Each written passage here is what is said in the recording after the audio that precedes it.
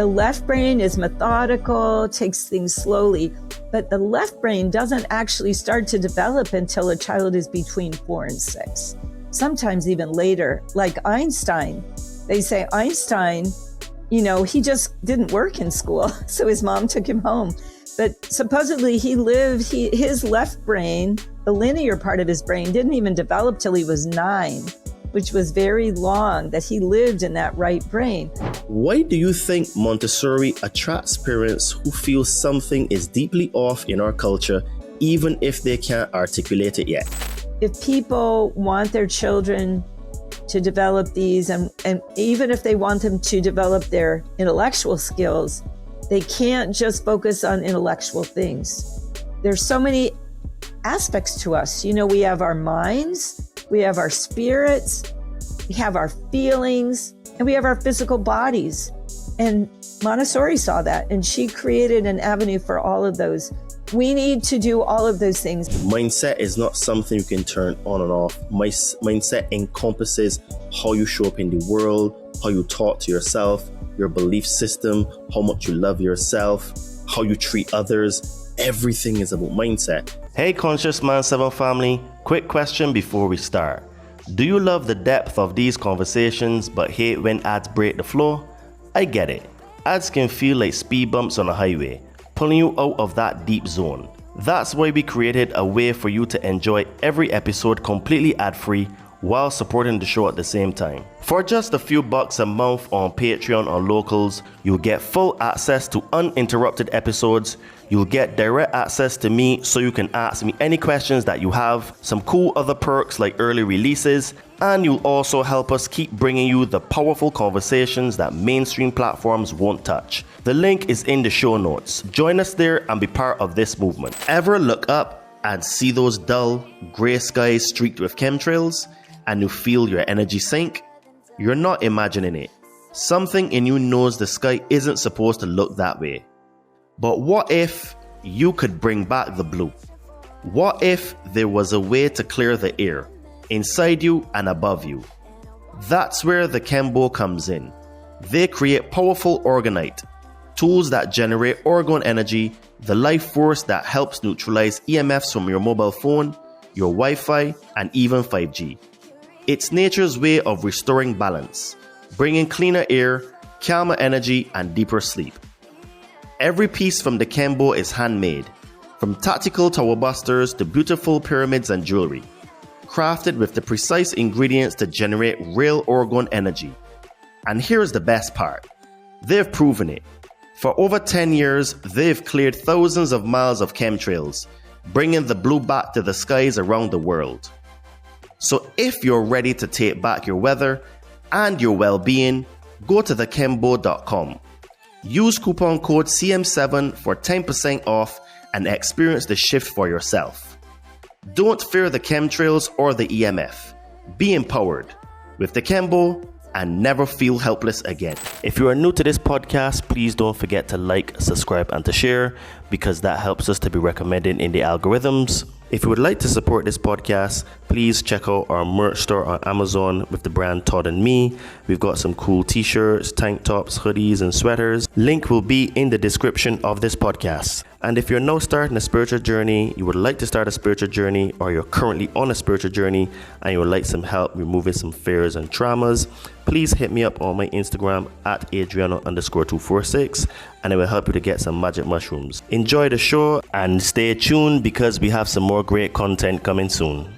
What if the youth mental health crisis isn't caused by social media, technology, or bad kids, but by how we're raising them? Hello, beautiful and amazing people. Welcome to the Conscious Man 7 podcast. I am your host, Todd Cave. Today's guest believes that modern parenting and education may be quietly undermining children's emotional strength, resilience, and sense of purpose, and that over 100-year-old Montessori principles, now validated by neuroscience, offer a way forward. Teresa Angeles is a Montessori certified educator with over 20 years of experience, a mother of 6, grandmother of 11, and author of the Montessori Home and Beyond. In this conversation, we're going far beyond classroom theory into emotional development, freedom versus control, masculine leadership in the home, and why healing the next generation may require us to radically rethink how we parent today. When truth is blurred by lies and misinformation, perception becomes reality. What will you perceive your reality to be?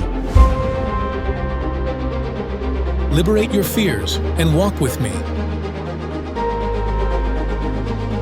Sit down and meditate. Connect with your soul.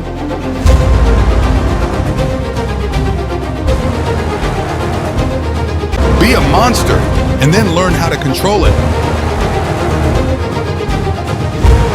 You got to be willing to do the work.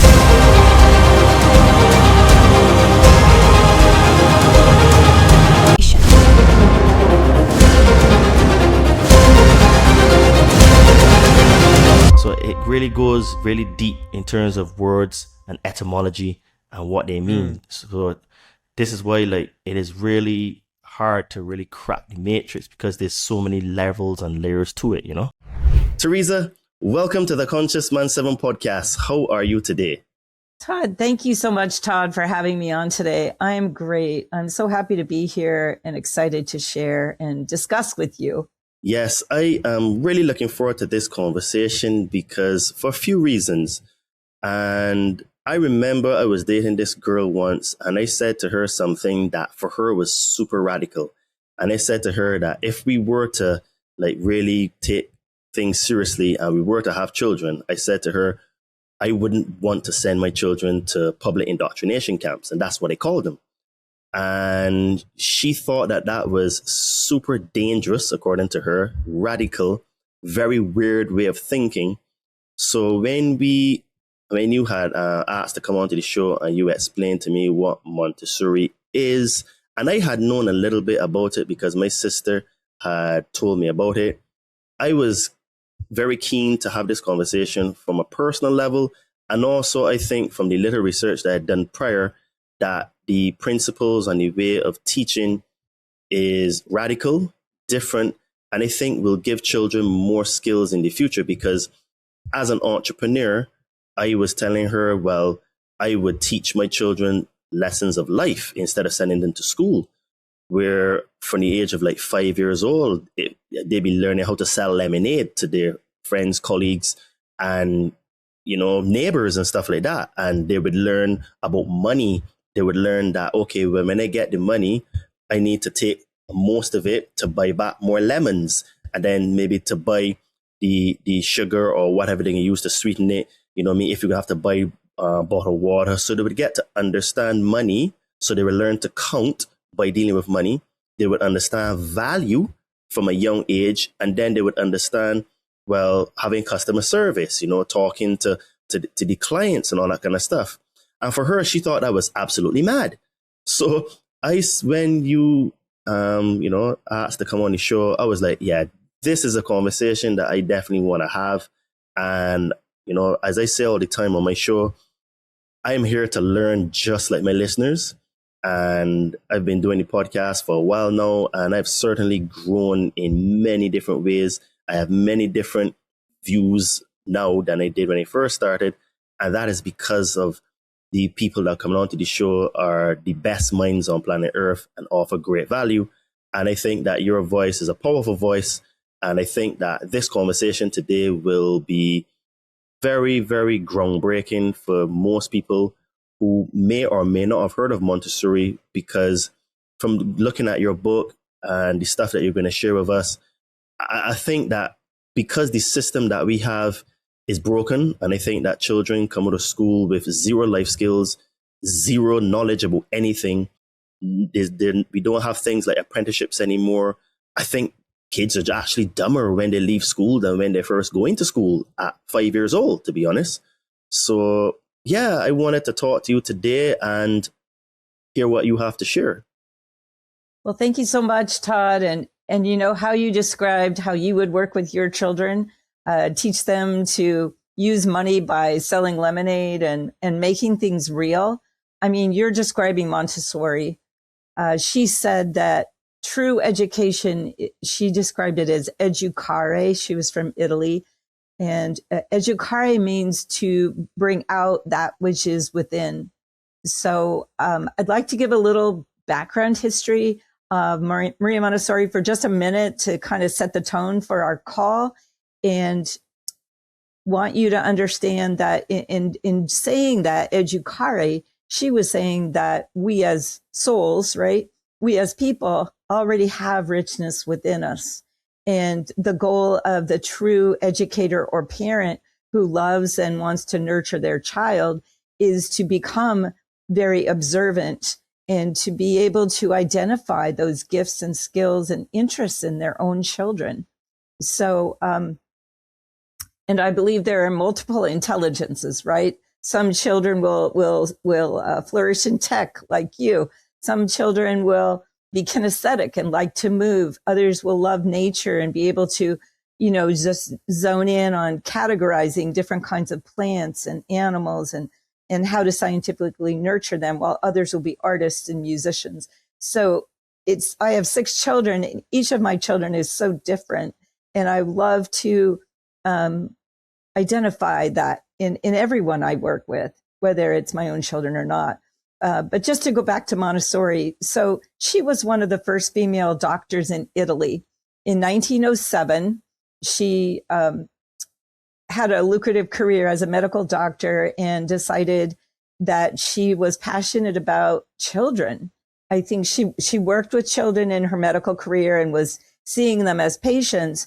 And I think just became so fascinated with wanting to help them. She saw that the educational need system at that time wasn't meeting children's needs in Italy. So she actually started out in the slums of Rome in 1907.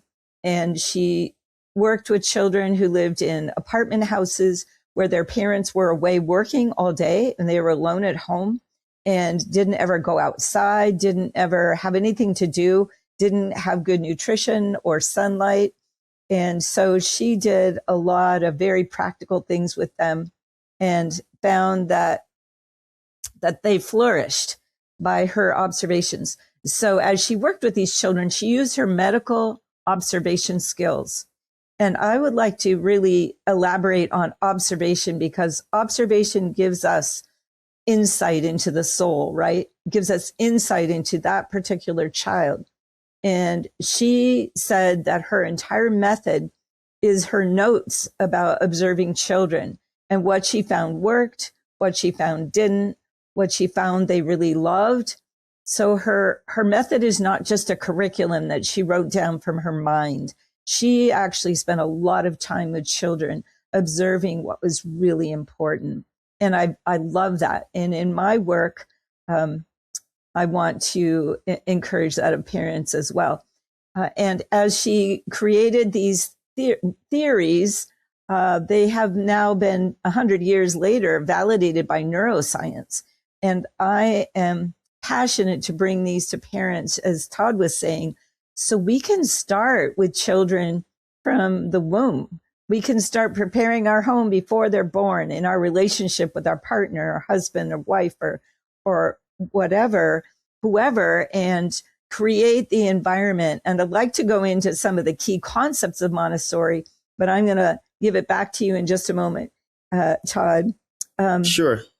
Just want to say that, again, she believed in the individual child, and she felt that drawing out the child was the most important thing, and that preparing the environment was one of the 3 parts of educating them. First, you have the child's absorbent mind, and she identified that first 6 years as key because they absorb everything, right? And then you have the adult, and then you have the environment, and the adult's responsible for the environment, and that impacts the child. So I'm going to give it back to you and we can go forward. You know what I find fascinating is that everything you shared, like I said, I had researched Montessori, but not a great deal because I don't have children yet. So I did do a little bit of research because I was talking to my sister and she's one that educated to me. But because of my journey in terms of people would call me a conspiracy theorist, I call myself a conspiracy realist. And I'm batting 100 for the things that I have said were going to happen and happened. But I digress. And I just had this innate understanding that with kids, because I've dated women that have had children before, and there's something innate in me that just made me know that observing the children's likes in terms of skills was always the way to go. And one of the things, I was very lucky as a child where every single sport that I wanted to try, my mother allowed me to do. Every single project I wanted to do, she just said, "Okay, Todd, I'll back you on it." And what happened is that she allowed me to grow and be a child and explore and learn. And then when I said to her that I wanted to be a civil engineer, she says, okay, she just asked me, "You sure?" I says, "Well, yeah." And I told her why. And she said, "Okay, I'll send you to university." And that was it. So I never had restriction on any sports or any project or anything that I wanted to learn. She just always backed me. So, but I was fortunate because my mother was a teacher herself and she did early childhood. So she was an old school teacher that still had a bit of those skills in the education system. And when she retired, she said to me that the system was changing in how they teach children. So I guess because of my childhood, I automatically, innately knew that it's about developing children's skills and observing what they liked and what they didn't like, and then just allowing them the free rein to grow, right? So both me and my sister, we never had restrictions at all. And my mother never said that we should be this and be that. She just let us be what we wanted to be. And then what ended up happening is I left engineering and became a coach on a podcast. And she still supports me with that because she sees how happy it makes me. She understands my mission and my purpose. And I've got one of the best mothers in the world where every single thing that I try, she says, "Okay, son, if it makes you happy, you want to do it, you have my support." But I find that today we don't really have that. So I'm a bit of a unusual situation, which is probably why I have so many skills. Because even before this call, I was helping you with the tech part to get all the settings right. And that's because, again, like, it's just one of these things where I observe, and I learned that from all the sports I've done, the multiple languages that I speak, and the multiple traveling that I've done. So wonderful. I just get these skills just because I had freedom to develop as a child, you know? Exactly. And that's what Montessori is about, is discovery, creating a world where children can explore and discover. Yeah. And it seems like if I was thinking in Montessori without even really realizing it because of what I said to the girl, how I wanted to raise my future children. And she told me that was a no-go for her. And we ended up breaking off, you know? It's scary for some people to deviate from the norm, but it's so much more exciting to develop what you can. I totally agree. So before Montessori became your life's work, what was the moment as a teacher or a mother where you realized that conventional parenting or education wasn't working the way people believed it was? I think when I had my own children, the idea of powerful it would be to be able to educate them, you know, that was when I realized I just had to really embrace Montessori to give it to my children. I just felt like no one else would know my children the way I did. And it was just very, very powerful. I don't know if I could give you one moment, but I think I just saw around me as I researched Montessori that I saw children changing as they went into Montessori environments, children who were very unruly, you might say, you know, people might call them misbehaving. I was able to observe that when they found something that they loved to do and they could choose it themselves, not something the teacher said, you have to do this or this worksheet, but here are, you know, several shelves. You can choose whatever you would like to do and sit down and do it. If you want to do art, and it's not about the child ruling everything. It's about them listening to the inner teacher, which she said children have, that we have and even adults, we all have an inner teacher who will kind of guide us, who will direct us in life. And we have to listen to it to kind of develop it. And I see that as kind of an our conscience or inner sense. Well, I think I should go into, engineering, or I think I should go into coaching or podcasting. It's like you have to listen to that, right? And sometimes you have to listen for a while before you can really hear it. That is true.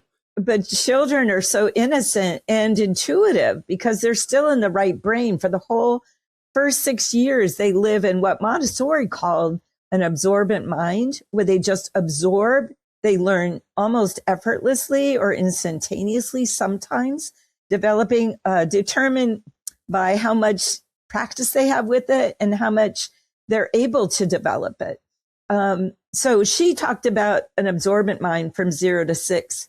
Right brain development and understanding has come about now with the birth of neuroscience. And neuroscience says that the right brain is, of course, where all the creative, intuitive relationship part of us exists, and that children live in the right brain until almost age 6, depending on the child. So it makes sense that children are so intuitive and creative, and they just absorb. Like, the left brain is methodical, takes things slowly, but the left brain doesn't actually start to develop until a child is between 4 and 6, sometimes even later. Like Einstein, they say Einstein, he just didn't work in school, so his mom took him home. But supposedly his left brain, the linear part of his brain, didn't even develop till he was 9, which was very long that he lived in that right brain.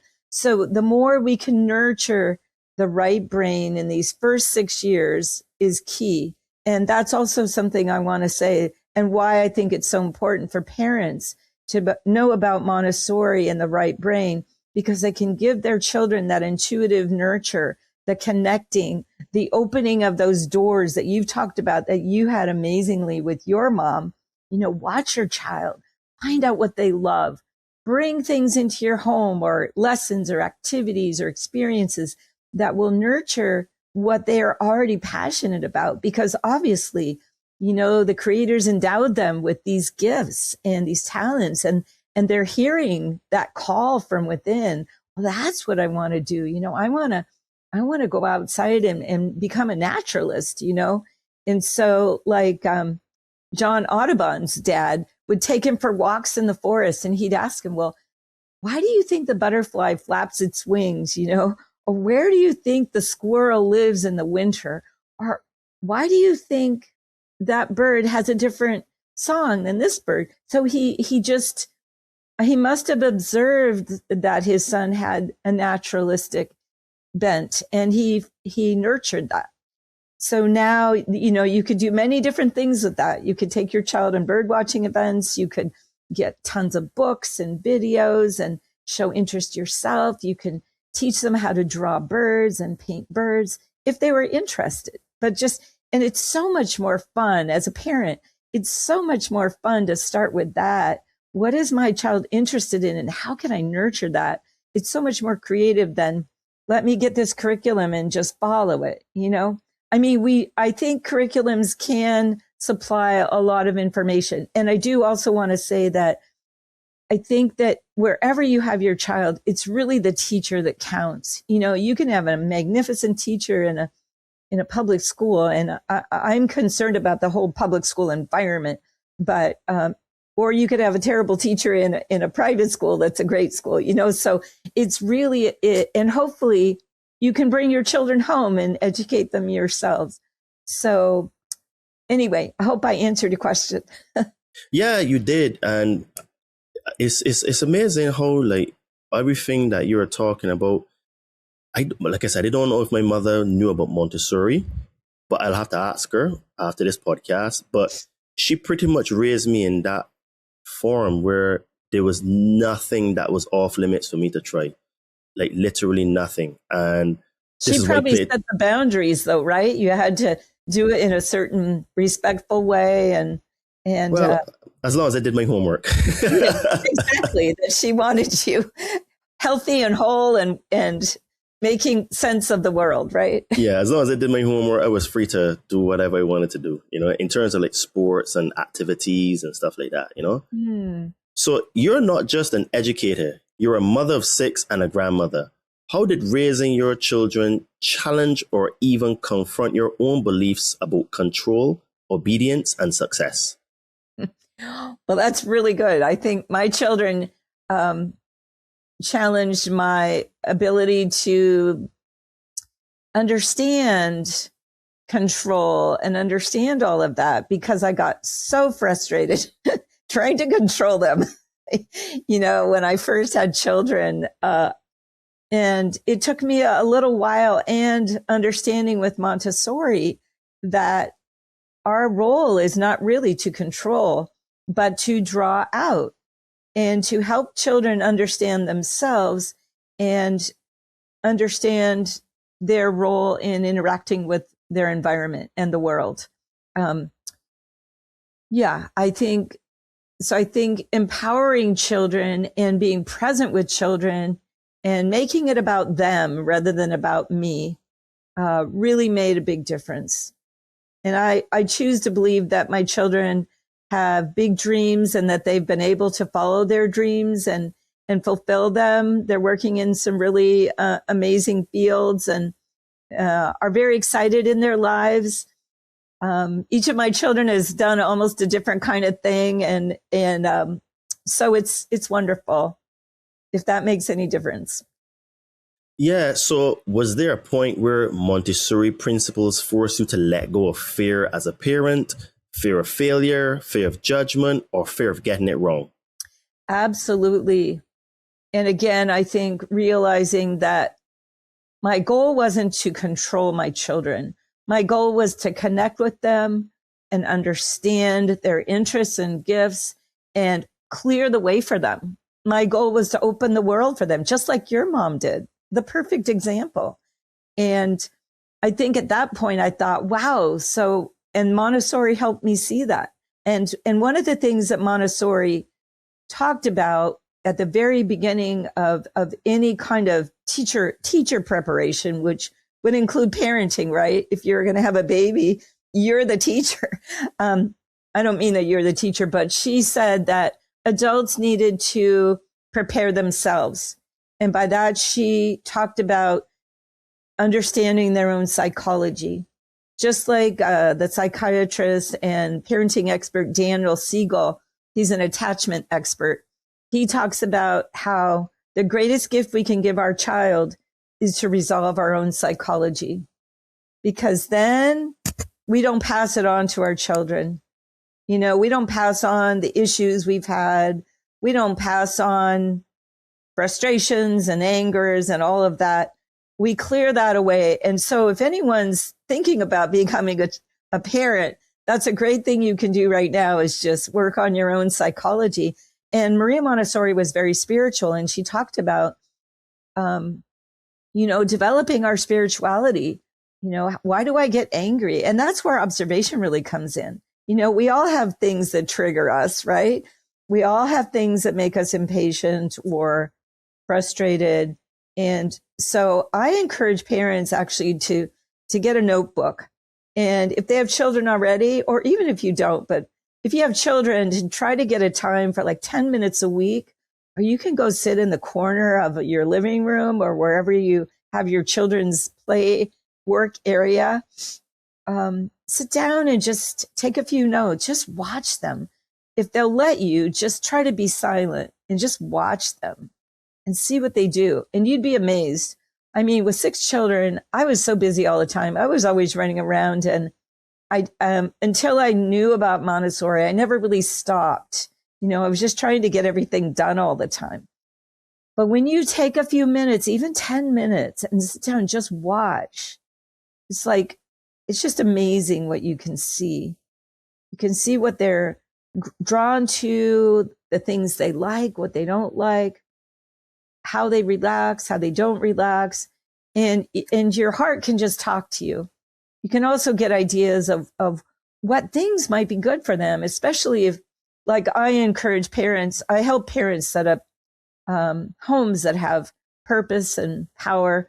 And so you want to know, what's the next thing I can present to my children if you're creating lessons? But anyway, observation is really key. If you don't have children yet, journaling to understand, what's inside of you. What are you interested in? What are obstacles for you? And when you're watching your child too, wow, I really got angry, when so-and-so said this to me, I got really offended. Why did I get so offended? And write that down. And I don't mean writing paragraphs. I mean, you can, if you need to, if you're with your children, you can just write 3 words or 10 words and later go back to it and fill it in. And then what I like to do is then do a little research. Now we can go on AI. This is what I find myself doing when my child does this. What are the possible, antidotes? What can I do to find more calm or more peacefulness? You can talk to a friend. You can do research. You can go to a counselor. You can do whatever you need to get to the next point. If I get frustrated, how can I find more peace in my life? Am I working too hard? Gosh, do I need to take more time for myself? What is it? Do I need to go out and hike in nature? So I think observation of our children, of our spouse, of ourself is huge. So that was a long way around that one. But I think when I saw that children were able to unfold more if I focused on what they needed and what they could do instead of trying to keep them in a box, behaving a certain way, doing a certain curriculum. Instead, open that box up and let your child lead you. And I'll tell you, your life will be so exciting and so much more fun that way too. What I find fascinating is everything that you're saying, I had an innate understanding of, because I've dated women that have had children. And this is what they've said to me, where, oh, my son gets me so frustrated because he's so much like me, right? And at the time, I didn't have the knowledge of the subconscious mind and programming and that kind of stuff. But what used to happen is that since I was with them, I would sort of like show them certain ways of being that they were doing and offer solutions. And every single one, they would come back after a while and says, you know what, Todd, that thing that you said to do actually worked and his behavior, her behavior has improved X, Y, Z. And then as I got older and I was going through my refinement period and stuff, and then working on my own fears and traumas and stuff, then I started to understand my psychology because it came from my parents and my early childhood. Then I was able to see and understand the psychology of my parents, their own fears and traumas. And I said to myself through this process that when I do have children, I am not going to pass on the generational trauma that's come from my lineage. And I'm going to break that with myself. And one of the other things that is that I don't have children, but I love to be around children because they're a mirror of you. Like I say to people, like, children are just a blank piece of paper and they literally show you who you are because they act like you, they talk like you, they behave like you, they swear like you, they eat the same food you eat. So I say, if you want to stop children from eating junk food, you as the parent need to start eating junk food yourself, right? Because they're only going to copy you. So, I always had this innate understanding of that. And it's only like now that the process I've been through and the work and the self-development that I was like, I just knew this from way back when. So why do you think Montessori attracts parents who feel something is deeply off in our culture, even if they can't articulate it yet? Well, I feel that we have a new generation of very special souls, very special children who are sensitive. And I think we have very special parents that are tuned into that, and they're looking for something different. They don't want to see their children come out frustrated and kind of empty. They want all of the different elements of their education, which again, educare means to bring out. They want the elements of their education to make sense to their children. just like you were talking about using real life work, lemonade stands. I'll tell you, when I did some of that with my children. And when they started counting the money themselves and realizing what it could do for them, they learned so fast, so many different math skills. So I think that this time period just has a very special group of parents and children, very special group of families. And I think there's just a lot of new information out there. We have neuroscience now. We can see, we have Montessori. We have a lot of different thoughts about how to help people be holism. And why would we want to settle for less anymore when we know that it doesn't really work? In fact, there's a really interesting study I'd like to share, and maybe you're going to bring it up later, but in the last 20 years, they've done some research following Montessori students into adulthood. And they found that children who had at least 2 years of Montessori experience, in preschool or elementary years, ended up being happier adults. And I thought that was amazing. And I thought, well, why is that? They are private schools, they're smaller communities, but what they identified was that it was the freedom of choice, number one, that they could choose whatever they wanted to work with. And as children, Montessori goes up into the high school years for very few. There aren't many Montessori high schools. But anyway, freedom of choice, even from the toddler years, if children had more than 2 years of that kind of experience of choosing their own work, being able to work with it wherever they wanted, on the floor, on a little mat, or at a table, with a friend or by themselves, with a group, they could, develop their own skill set. If they had, if they had the freedom of choice, they would develop executive functioning skills, which is time management, creative problem solving, social harmony, where they learn to be leaders and they learn to be compassionate. And one of those functional skills is concentration. And I want to talk about this because it's really, really important. Montessori said that the most important finding of her work was something called normalization. And normalization can sound like a funny word, but from her perspective, normalization meant a child finding something that they really love to connect with, where they would do it and concentrate on it as long as they wanted. No one would disturb them. And they got to a point with their work, say they're painting and they love to paint and they're painting and painting.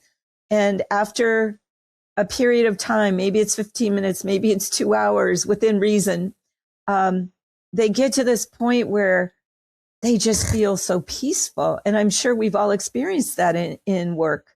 Or maybe even if you're reading a book and it's a book that you just really fall in love with and you're reading it and you kind of lose track of time and you suddenly think, wow, where was I, for an hour or two? I think that might be the same feeling. And they just have such a deep sense of peace with that feeling that the whole world seems happier. The whole world seems better. They're more willing to contribute and be responsible for their environment. They want to clean up. They want things to be better. They want to help their neighbors just because they've experienced that sense of peace. And so that's what's happening in a Montessori classroom or a Montessori home, where parents are aware of these principles because their children are allowed to develop from the inside out. That's really the key. We hear about anxiety, depression, and hopelessness in our young people constantly. From your perspective, what are we not talking about when it comes to why children are struggling? Well, I think some of these issues that these concepts, principles of the Montessori environment that I've talked about are missing in our world, and presence, being present, for the adult to be present and listening to the child, not ready to implement their curriculum, although there is a curriculum, but it's more undergirding. It's more in the background. And we do want to teach a child to read and teach a child math, but we do it in a little different way. We try to create opportunities and let the child lead us. In a public environment, I think it's easy for children to feel kind of blocked in. Their subjects are separated from one another. There's no cohesive flow in everything. There's no theme that they're following that can ignite their hearts. It's more just about information. And I think, again, it all depends on the teacher and the situation. But I think that if parents and teachers are present as guides, as teachers are called guides in the Montessori environment, because they're there to support the children's connection with their own inner guide. The child is asked, like when I was a teacher, I would sit down with children every Friday and we would make a work plan. So what would you like to do this week is what I would ask those children. And they would be working on certain things. And some things we worked on as a class, so we all did them. But even those, the children were given different ways to accomplish that work. Like if we were learning about birds, some would want to do a research paper. Some would want to take photographs and then describe those. Some would want to paint birds and then do a PowerPoint presentation of all their pictures. So there were lots of different ways to fulfill the requirements and learn the information. I also think that parents are so stressed today, and oh my gosh, teachers are so stressed today in the public school. What I see from my side, there's so much paperwork. There's so many requirements. And even in the public Montessoris, I think that they have to still accommodate and, include many of the public school requirements. And so they have like a half a day of Montessori and the other half is fulfilling those public school requirements. And I looked into becoming a public school teacher at one time and just thought, this is just too much, too challenging for my brain. And for teachers who are stressed, it doesn't work. I know that we talked about children living in the right brain in the first 6 years of life. And even in developing that right brain in the first 6 years, because children live in the right brain, they can develop it most magnificently during those 6 years. And then when they get into the world, and our world is very linear, our world really tries to get us to be data entry, and to be on time, which is of course good, but, fulfill these certain linear requirements.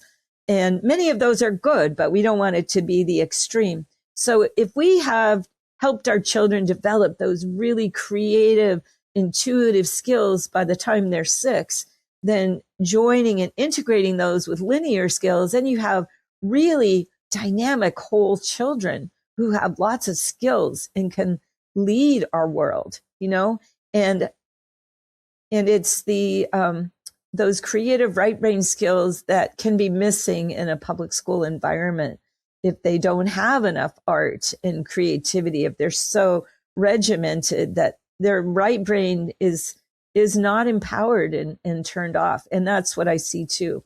Some of my children did go to public school at certain times, or I found that they felt limited. And I agree that they didn't necessarily develop the practical life skills. And many of the public schools right now are, eliminating or deleting their blue collar quote classes, car maintenance and engine repair and carpentry, growing gardens. That's what I did my master's thesis in. Cooking, home economics. Exactly. Stitching, sewing. Exactly. All those things that develop the heart. You connect with your hands. Montessori said the hand is a tool of the brain. She said to develop your brain, you got to use your hands. She taught children to count beads. She taught children to use movable letters to spell and read. All of those things our children need. And if they're sitting stuck in a desk for 6 hours a day, they can't move at all, much less use their hands to develop, hands-on lessons. And that's what Montessori is all about. It's about an environment that moves, and the child gets to move in it.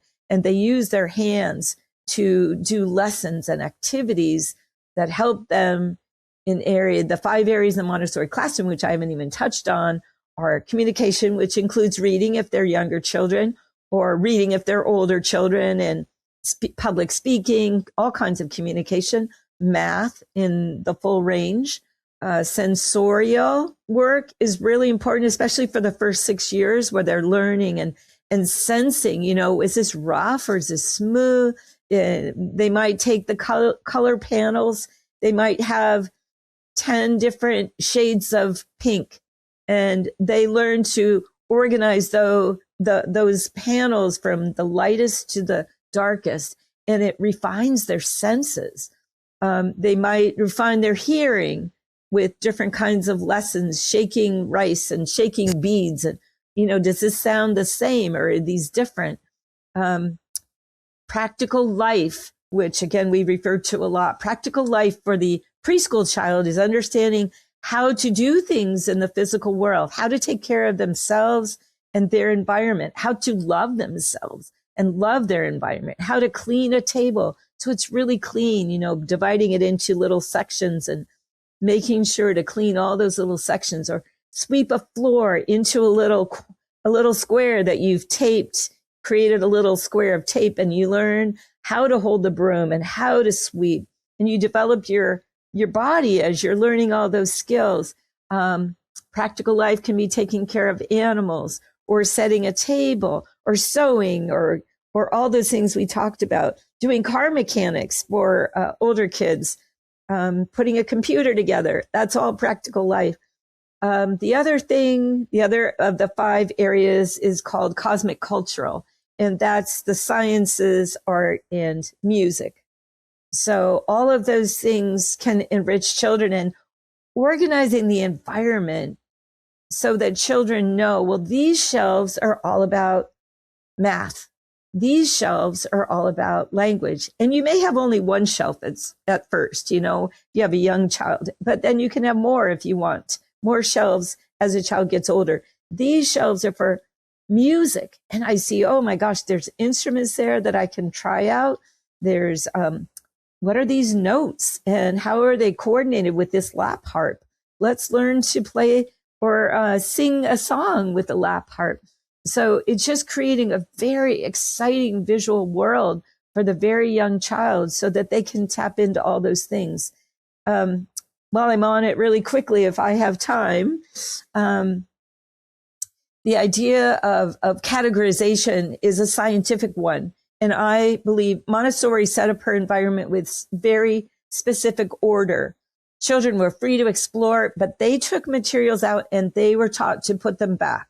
They were taught to keep the environment clean, to push their chairs in, to keep themselves neat, to learn to comb their hair, but not in a regimented, controlling way. They were taught from the inside out that, you're beautiful. Look at how beautiful you are when you comb your hair and when you keep yourself, and just empowering them that way. But I want to talk about the order in the environment. She categorized things. My daughter has 2-year-old triplets, and we have had so much fun setting up an environment for them. They're identical boys. They're so much fun. But we have a bin for balls and one for trucks, one for dolls, and, their magnet tiles and their Duplos. And then we have different kinds of lessons for them on the shelves. But I've had amazing experiences observing these children who have understood that when we have a lesson or an activity and it has a little bowl for the small pieces, that's a part of our methodology. And I had a story where I've told in other places where at 18-month-old, one of those triplets, Cruz, saw a big felt Christmas tree on the wall. And it had felt ornaments that stuck to it, but they were all over the floor. At 18 months, I saw that he intuited the system, and he saw that these ornaments had no little bowl to be in. So he went and found one, and he put it under this little felt Christmas tree, and he gathered all the ornaments and put them in the bowl. I was just blown away. To me, I could see that he was developing the mathematical mind at 18 months old just by what we had done in the environment. It was just mind-blowing for me. So those things are not resident. Like in a public school, I don't see that there's necessarily an order in the classroom in that way, where things are labeled, everything has a place. It just creates an orderly mind. So all of those things. And I think that public school teachers also have so many students to keep track of. How can they really bond when they have 100 students or 150 students? How can they find that connection with children where children feel heard and seen? Wow, that is very interesting what you shared about your 18-month grandson, because I find that fascinating. Because children develop. What I'm seeing now is that the children today are way smarter than we were before, and their minds, if guided and trained well, can do extraordinary things in the years to come. And it just seems that we just need to have a systematic approach on how we guide them, like what you're saying. Exactly. Now, you had mentioned research about Montessori children doing better and stuff, and research shows that students score higher in well-being, confidence, and engagement later on in life. So what does that tell us about what children are actually missing today? I think let me regrasp that. Let's see. Well, an article from Frontiers in Psychology by Angeline Lillard in 2021, you can look it up if you want. She talked about that well-being is created by that sense of, first of all, being loved, being heard, and being empowered. And I think, again, it goes back to giving our students choice, creating choice in their educational environments, in their home environments, wherever they are, and inviting them to participate in their own lives. I think our students, from what I've seen, don't always feel like they have any control in their lives. They don't feel like they have choice. And often the parents are just so busy, and well-meaning parents. I think parents are just so stressed today, dealing with their jobs, their finances, and also being concerned about their children, wanting the best for their children and trying really, really hard, but not really knowing where to go, not really knowing how to be the best parent. And that's why I really encourage parents to go back to the idea of Montessori, created well over 100 years ago. I feel like her principles are very simple. Create order, create respect in your relationships, listen to your child, encourage and expect that they will listen to you as well. Create order in their environment, help them explore, and help them to know that they have choices, and they will grow up where the world is their oyster, that they can do anything they dream of, and that they can do it by following the same formulas that they will learn in their own classroom, whether it's their home, their bedroom, their learning area. I empower parents to create homes that are purposeful and happy and peaceful. I think peace is huge. And that's one of Montessori's principles as well. She was huge she actually created a whole peace curriculum. And I would encourage people to look it up. if you don't mind me plugging my book a little bit, if you want to learn more, Sure. I would encourage you to look into my book, The Montessori Home and Beyond by myself. I worked on it for 6.5 years because I was so passionate that parents needed to know this philosophy, not for any particular educational reason, as well as to nurture their children from in the womb. I think the harmony and the peace that understanding Montessori gives to a parent is amazing, even if you don't use it for education, even if you just use it to nurture your child from the womb out. It's really, really wonderful. I think it gives you a different view of your child and will empower you to empower them, to stay connected with them from ground zero. So I hope I answered your question. Yeah, you did. Now, if emotional regulation and executive function are learned, not innate, how are modern parenting styles unintentionally sabotaging those skills? Well, I think if we don't give our children choices, if we just decide everything for them, we don't give them the freedom to learn to do things on their own. We send them to school, we make them do their homework, but it's always top down. They don't have the breadth to develop who they are. And I think if kids are in school where they don't feel much hope and they don't feel empowered, it just gets harder and harder. And pretty soon their whole life feels disconnected. And they feel disconnected from the parents as well. And parents don't know what they did wrong. You know, they made sure their child went to school every day, made sure they did their homework, but somehow their child is depressed or suicidal. You know, it's like 40% of US teens are suicidal these days. And many of them are committing self-harm because they're so depressed.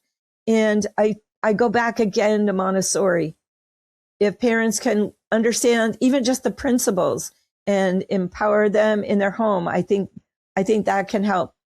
Did I answer your question? Yeah, you know what I find very fascinating, because I was born in the 80s, and I remember as a child that almost all of my classmates, we did a large amount of playing. And we would go to summer camp, and after school, it was literally play till literally the sun goes down. And I remember I would be at school because my mom was a teacher, so I went to the same school as my mom, and she would be blowing her horn vehemently so that I come to the car. But I just was so, like, I guess you'd say, addicted to playing, whether it was football, cricket, basketball, whatever. She'd be blowing the horn, and she'd be upset because I just love playing. And then even when I would come home, more playing. So when I look back at my childhood, and even when I went to secondary school, I would come home still playing, because in my neighborhood, we used to play cricket, and we would go down to the school and we would play cricket literally until the sun comes down. And then that season would change and we'd be playing road tennis. We'd be playing road tennis again till the sun goes down. Then it was football, basketball, same thing. It was always some activity. And I wonder if, even though, like, you know, it wasn't Montessori, but having the children or the kids at that generation do that level of playing, I think that it created happier children, even though our parents sent us to the same, go to school and do your homework and X, Y, Z. And then even in summer, there were always summer camps. Like, I would never spend a holiday home, especially summer, without going to a summer camp. There was always a summer camp for at least 2 to 6 weeks going on. And there'd be multiple, like, I would go to multiple camps. So I don't know if that makes a difference to compare to the kids now, because what I see now is that most kids, all they are is on their phones and addicted to technology and just consuming technology. I don't know if, I mean, like even now in Barbados, like as I'm driving around, I don't really see kids playing like how they used to play back then, right? So there seemed to be something different with the kids of my generation in terms of happiness. What was depression? What I would never hear any of my colleagues or classmates talk about they're depressed or sad. It was just like I mean, like I didn't get enough playing time. This is what we used to I'm so talk glad about, you right? brought that up, Todd. Oh my gosh, that is a huge part of it. And I thank you so much for bringing that up. And Montessori did say every child should have at least 2 hours of outside play every day. And, you know, in our traditional schools right now, I think it's the playtime that's being cut back because they're trying to cram in more curriculum. But a lot of kids go home and still, like you say, they're on their phones, they're on their devices. And I agree. Children used to play all over the place, and it's the physical movement of their bodies, the development of their bodies. I mean, we don't see many depressed athletes, I think, right? Not many people who are really engaged in sports that are depressed. And I agree with you 100%. I think that that's a part of us that still needs to be expressed and developed, and not to mention the engagement with all the elements, right? The fresh air, the phytotoxins from the trees that come out of the trees. And literally there's a whole movement. I think it's in Korea and maybe several different countries now, where people who are ill are going out to forest bathe, because the phytotoxins from the forest literally enter into your body, into your cells, and can fight cancer. And I was just reading an article last week about COVID, how COVID patients who are about to be put on life support on their, what do you call it? The breathing tubes. Ventilators? Ventilators, thank you. Certain ones of them were taken outside for an hour or so a day. And they found that those who were about to be put on ventilators and taken outside didn't have to be put on ventilators. If they continued to go out into the sun and be out in the fresh air, that the sun actually activated the cells in their lungs and in their bodies to reverse the damage.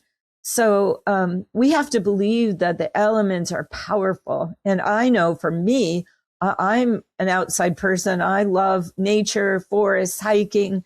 And if I don't get it, I feel it. In fact, there's a man named Richard Love who has a whole, I forget the title of his, but you can look his name up, L-O-U-V, I believe, L-O-U-V-E maybe.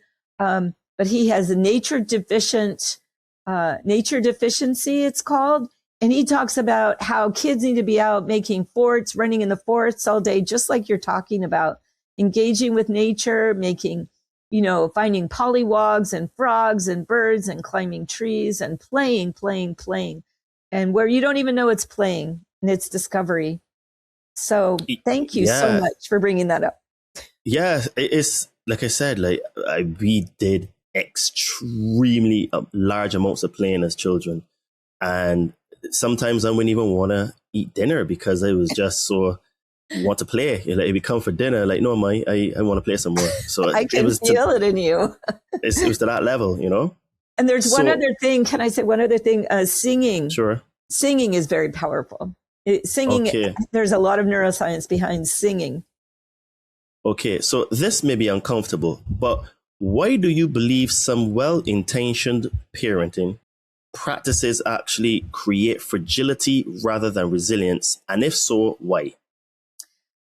Well, as a teacher, as a tutor, as a parent myself, I think we can be not over concerned, but we can put our concern in the wrong areas. We can be helicopter parents rather than just sitting down and listening. I think we can try to apply fixes to our children rather than listening and finding out what their dreams are and empowering them like your mom did. I think getting into our hearts is really the key. Our children need us to be in our hearts. And we need to, in a sense, put our worries about being the perfect parent or looking like the perfect parent, we need to put those worries aside. There's a man named Gordon Neufeld, Neufeld, psychologist from Canada, who talked a lot about attachment.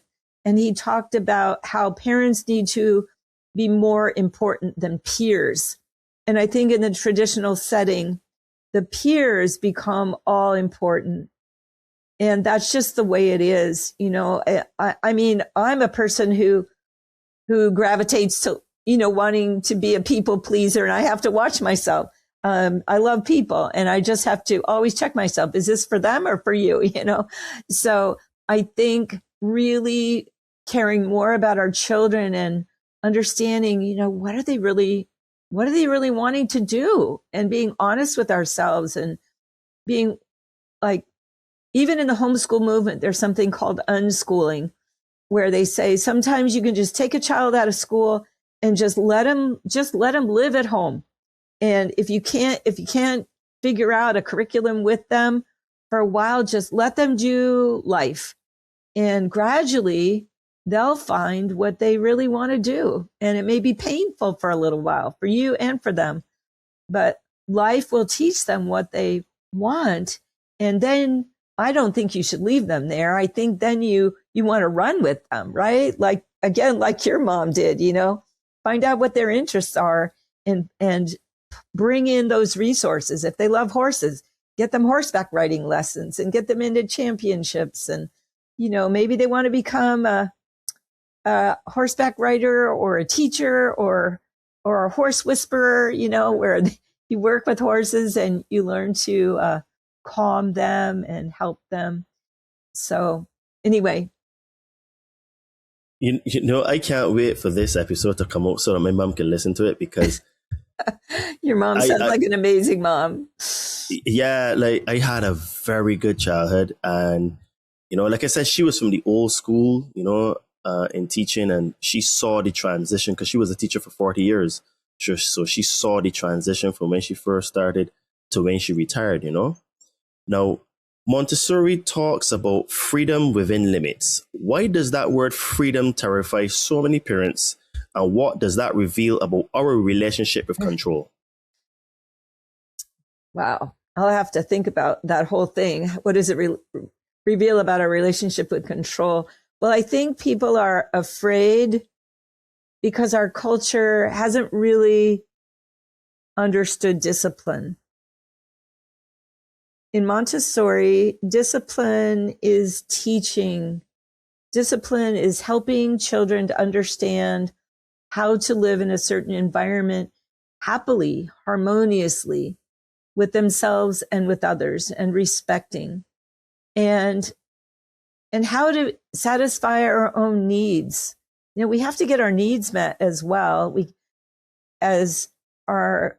need to be respectful of other people. And I think our society, we have a lot of judgment in our society. We have a lot of criticism, self-criticism, as well as criticism of others. And I think realizing we don't need that criticism. We need appreciation, and we need empowerment for ourselves and for others. So I think, does that answer your question? Yeah, because I find that, like, you know, with parenting now from observation, like you said, is very much about control in terms of you send them to school, you make sure they get good grades, they come home, they do the homework, then you send them to, say, extra lessons. Right. So it's all about controlling every single environment. Right, exactly. And what happens now is that I find that we seem to be a bit afraid to let go a little bit. So this is why I was trying to find out, like, thank you, why it terrifies so much parents to actually, like, to let go. Like, is it that they think, like, if they let go, that the children wouldn't achieve anything in life? So that was my trying of, like, to try to figure out where that is coming from. Yes, I think you're right. I think they're afraid to let go because they feel like their children won't end up in this box that they feel like they have to get their children into, and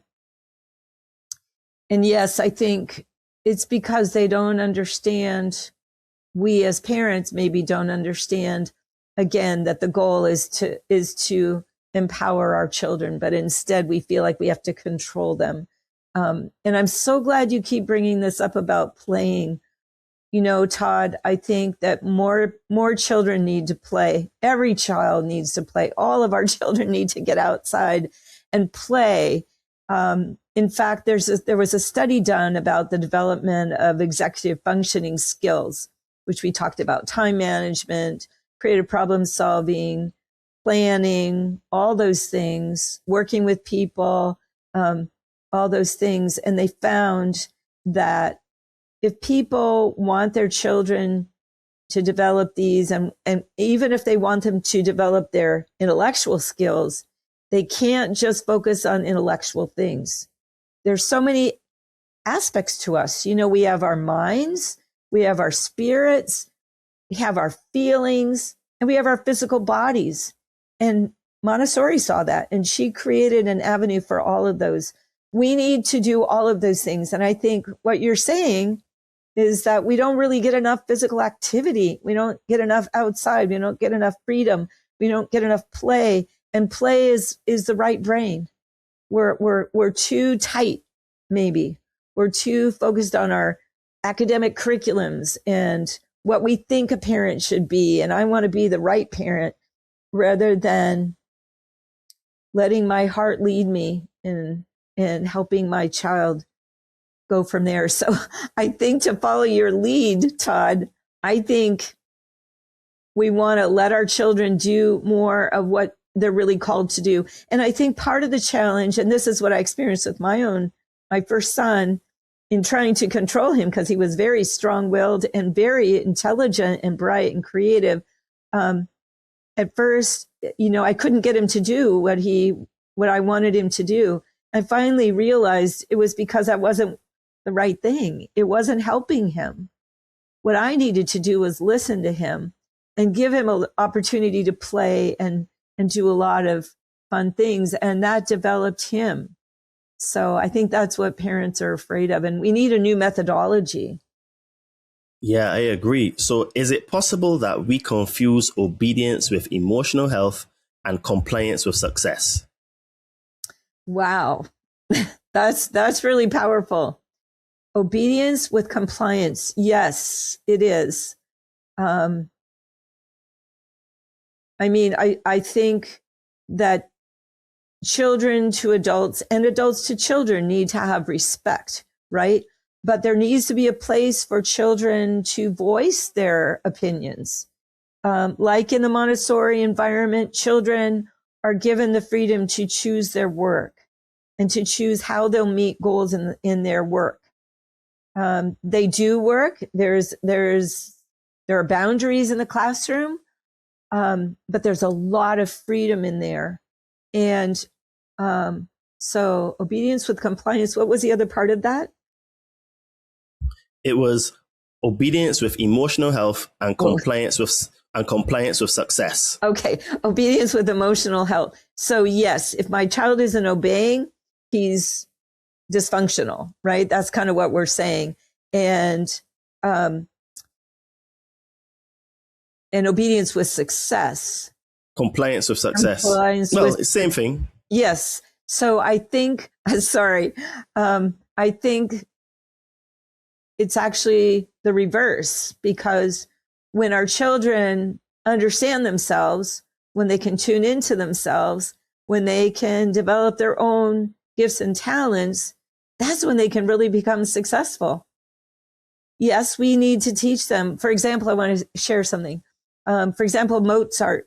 Mozart had an amazing right brain. He wrote all those symphonies, but he also had the training of the left brain writing, music theory, so that he could write it down.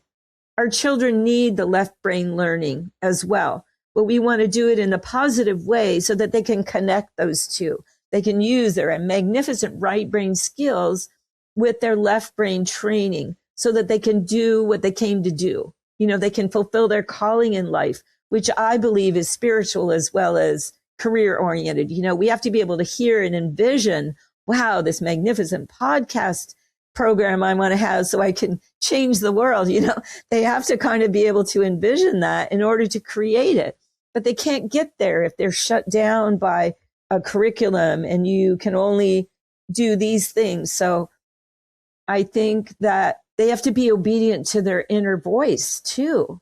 So it's a differing of concept.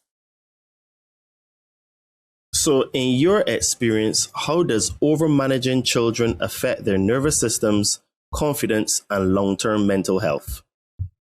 Excellent question. I think that over controlling children, and I was guilty of it with my first child at first, it just really doesn't help them, and they don't feel loved if you're over controlling, because then you start to get angry or frustrated, right? They're not doing their work. They're not following you.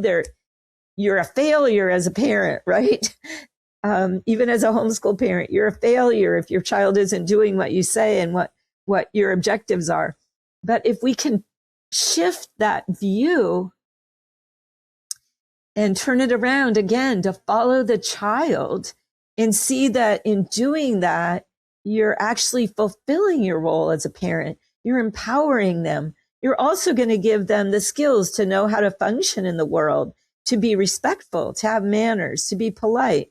You're still going to give them that, but it's just in a different way. And I think it also comes down to loving ourselves. If we love ourselves enough to say, wow, if that's the concept I want to embrace, then I need to do that. I need to allow myself to go in that direction and feel good about it. And I think that's really the key. So if a child never experiences meaningful autonomy, what kind of adult are we actually shaping? I think we're shaping a frustrated adult, an adult who can't tune into their creative impulses, can't think of what they really want to do in life. And that doesn't mean that it's bad, and that doesn't mean it's not reversible, but it takes more work, more journaling, more therapy, more something to find out. And I think that's part of our culture right now, finding what really makes us happy. It's not really about marrying somebody who's going to make us happy. It's about us becoming whole, making ourselves happy, So I think when children are too controlled, they can't find their own happiness. And that's the greatest joy and the greatest success we can have. And when we can find our own happiness, we can share it with others, right? Absolutely. Because I always say you can't give someone something that you don't already have, right? So if you don't have love, happiness, joy, and all that good stuff, how can you possibly give it to someone else, Exactly. And it helped them find their own happiness, Yeah, exactly. So would you go as far as saying that educational environments unintentionally train dependency rather than leadership? Yes. Why or why not? I would say that, and also codependency, because if we can't really tune into ourselves, our own self, our own interests, our own identity, our own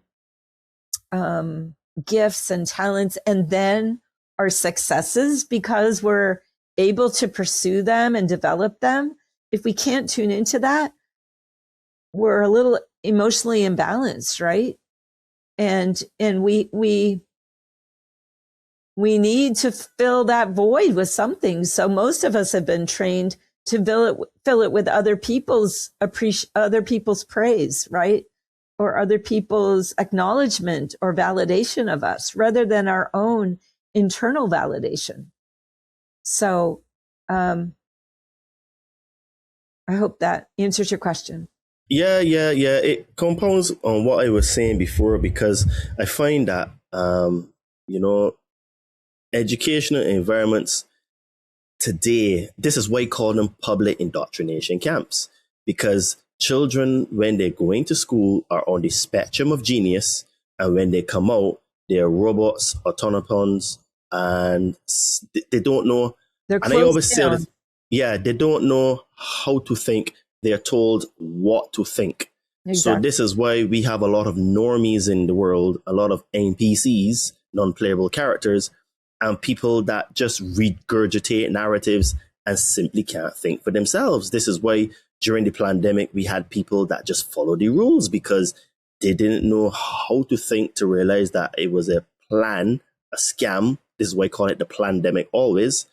Instead of they just did follow the rules. They just did what they taught because some authority figure said, do this. And because they're so trained in schools on just to follow rules, and I think that, all kind of goes together, right? Yeah, all kind of goes together, So, guys, we can take a very, very short break here to say, if this conversation is challenging you, that's intentional. Share this episode with a parent, educator, or a leader who's brave enough to question the status quo. Also, give it a like and leave a comment with your biggest takeaway so far. Healing the next generation starts with uncountable truth, not comforting narratives. Follow us on Instagram at Adriano_246, at The Conscious Man 7 Podcast, and Todd Cave on Facebook to keep in contact with us. Don't forget to check out the sponsor of our show, The Kembo, at thekembo.com to get yourself some orgonite pyramids, tower busters, and cool jewelry that generate orgone energy, which is the life source energy. Use coupon code CM7 to get 10% off your order. The link is in the description below. Now back to Teresa. Parents hear Montessori at home and think materials. Why is it the environmental and emotional posture of the parent far more important than anything you buy? Thank you so much. I'm so glad you said that, because that's what a lot of people think when they hear about my book. Oh, I have to set up a Montessori classroom or turn my house into a Montessori classroom, but that's not the truth at all. It's really a mindset. It's a shift in thinking that can change your whole experience with your children. And it's really about following the child and being present with your children. And I think a lot of what we talked about today clarifies what that really means. I do encourage parents, and I help parents set up learning environments in their homes where they might turn a corner of their home or their living room into a learning area where you could have lots of things that your child will just love to touch and build and shape and experiment with. And that's huge. There is a whole line of, or actually, there are lines of Montessori materials you can buy, and they were fashioned after Maria Montessori's fantastic scientific mind that helped develop those certain mathematical or scientific skills. But there are many, many ways you can make your own materials at home or find things you can find secondhand. It's not about the materials as it is about the mindset. And you can use the world of nature, the world of travel, the world of, your machines in your yard or your garden or your baking or whatever it is you have to create that Montessori experience for your children. So thank you, Todd. That's fantastic that you ended with that. Thank you.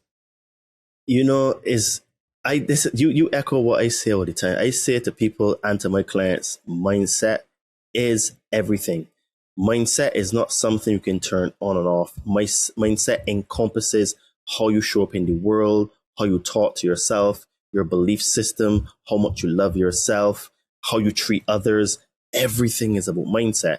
So I found it quite fascinating that you said that mindset actually is more important than the actual materials that you'll buy, which I think was so cool. So what does a prepared environment actually do to a child's sense of safety, agency, and self-worth? Well, first of all, the parent observes the child, and a true Montessori environment will allow a parent to look at their children and then put on the shelves things that they know their child might enjoy looking through and experimenting with and touching and feeling. And of course, we don't always know, but we make a good guess, and we'll put a few things on the shelves. And we also make them very clean and simple. And I tell parents that my first objective when I started working with Montessori was to declutter my house. And I had to do it. I'm still doing it. It's kind of a way of life for me, just to try to declutter. And I think more and more people are like that these days. But I think we can focus better when we do that. So we try to create a learning environment like that can really allow a child that concentration. And can you please remind me what that question was all about? Sorry. Well, yeah. So basically, I was asking, what does a prepared environment actually do to a child's sense of safety, agency, and self-worth? Okay. So a prepared environment is created for the child because the parent loves the child and wants the child to flourish. And I think the idea of a neat and clean and orderly, to a certain degree, we don't have to be perfectionists all the time, but to make an effort to keep things neat and orderly is helpful to the child's nervous system, because when things are clean and orderly, it's easier to feel peaceful.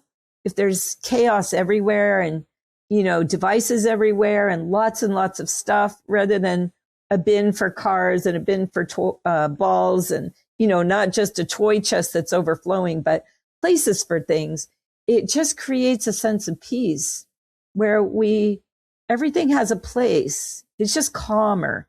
So that is the first part of the Montessori environment that I think is important. I talk a lot about that, the idea of ordering. And I encourage parents to create storage in their garage or some other place where they can keep most of their stuff, and they just take things out and rotate things in and out so that they don't have a lot in front of their children.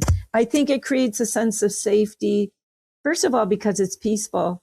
Secondly, because the parent in the authentic Montessori mindset is focused on the child, not about me as a parent being a perfect parent, which is really a fine line, but me being the parent that really wants to understand my child, that really wants to give my child joy. Will my child love learning about seeds and seeing all those different kinds of seeds because they love nature and sorting those seeds? So I think in that way, or does my child love singing? So I've gotten, different kinds of songbooks that I can sit down and sing with my child and different musical elements, so that this environment is created for them. So I think that can't but make them feel good. If you love basketball and your dad gives you a basketball and creates a little environment where you can learn, he can teach you how to play basketball when you want to, that can't help but nurture your sense of safety and feeling loved. So I think the order, the sense that it's created for them, it's created out of love because their parents love them. I mean, those things are just huge. And another element too that I think is important is that children be taught that parents also have needs, and that it's good for them to also think of their parents' needs and appreciate their parents and want to serve their parents as well. So it's mutually beneficial. So I do see sometimes that parents are so concerned about making sure their children's needs are met that they totally neglect their own. And then the child learns to kind of manipulate the parent because the parent's so worried about making their child feel perfect. You know what I mean? So I think it's all of that. I totally get what you mean, because on my side, I see it where some parents, because they want to give their children the best life and to do better than their parents, they forget themselves, and they forget themselves in the way of actually getting into shape, eating correctly, doing that kind of stuff. So I get parents that come to me because they're at like breaking point where it is affecting how they're parenting, them being out of shape, having lack of energy to, play with children, X, Y, and Z. And they've neglected themselves so much that they just put on a lot of weight. And this is what I say to my clients, that in fact, you actually have to take care of yourself first to become a better parent. Because the way I explain it is that having a family is like having a social bank account. And you need to be depositing into that bank account because your family is going to withdraw from you. Now, there's no problem with having withdrawals, but if you're not having deposits, it means that your social bank account is going to go to zero and go into the red. So by you focusing on yourself, working on yourself, making yourself better, you are topping up that bank account. So when your family make withdrawals, it's not a problem because there's excess there.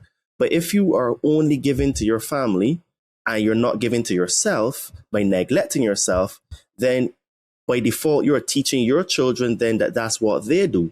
They neglect themselves and they only give to their children. And you're creating a cycle of trauma and fear and X, Y, Z, because not being in good physical health affects mindset. It affects how you show up in the world. It affects your confidence levels. So children then can pick up they wouldn't realize it, but it'd be like mom or dad didn't have confidence, so they don't have confidence because that's what they saw. Because like I said, children are just mirrors. They just mimic what we do. So in reality, this is why they say when you get on an airplane that in an emergency, you put your mask on first so you can actually save someone else, because you can't save someone if you're about to die yourself. So using that logic, you take care of yourself first, top up yourself so you're the best version of yourself so that you can give freely because there's excess. So it's a mindset shift again in how you realize take care of yourself so you can take care of others. Because if you don't, you run yourself ragged in the ground, get sick, and then you're still no use anyway, Exactly. And I want to reiterate what you said about how children will copy you. So if we're not taking care of ourselves and we're hyper focusing on our children, we're basically teaching our children how to care for others, right? Their own children in the future, their own partners, their friends. So it's totally true. So can you share a moment where a family shifted from control to trust and saw emotional or behavioral transformation in the child? Let me think. Yes, I think that it was a family that had a number of children, and the oldest one was, the parents were immigrants, and so they were more authoritarian and really wanted the child to be obedient, the oldest child, and to take care of the brothers and sisters and to be very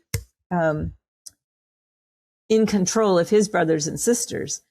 When they realized that it was kind of too much for that child, they were setting the bar too high. They were expecting too much and not necessarily tuning into this oldest child's needs, to be heard and loved by the parent, and for his own gifts to be experienced as well. And when they started taking time to just listen to him and talk with him and hear his interests and appreciate them, that oldest child just changed incredibly.